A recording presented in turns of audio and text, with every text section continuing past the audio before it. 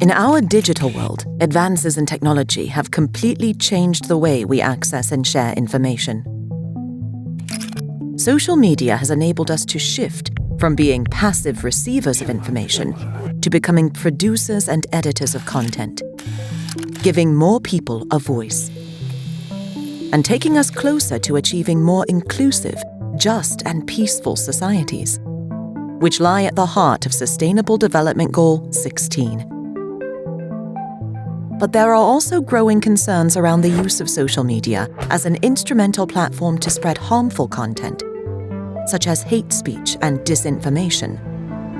This has had significant impacts on conflict dynamics and peace. For instance, in 2018, Facebook recognized that the platform was being misused in Myanmar to fuel division and incite offline violence against the Rohingya people. More recently, following the riots at the US Capitol building in 2021, Twitter and other companies suspended Donald Trump's account, arguing there'd be a risk of further incitement to violence.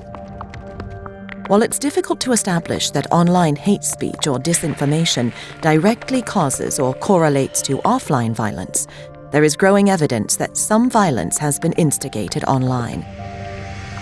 Every second, more than 10,000 posts are shared on social media.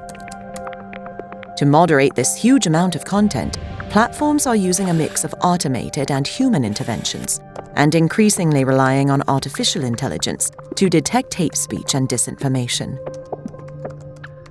But social media platforms admit they have limited capacity when it comes to training AI in minority languages, or having trained human moderators who speak these languages. What this means is that content moderation cannot be applied universally, and incitement to violence and disinformation can spread faster in developing and conflict-prone countries, where there are already political tensions. Another issue is that we cannot bar every hateful word or piece of false information without taking local context into account. For example, in most countries, a dog is just a dog. But in some places, the word dog is used as a derogatory term to insult a specific group of people.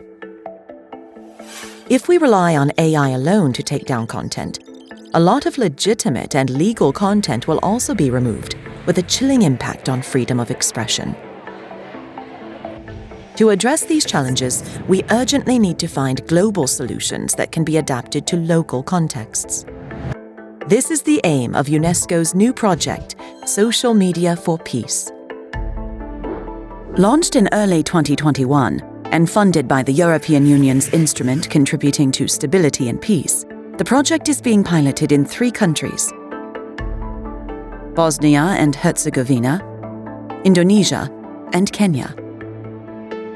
In each of these countries, UNESCO is investing in research to analyze how harmful content is circulating and consulting with communities that are most affected.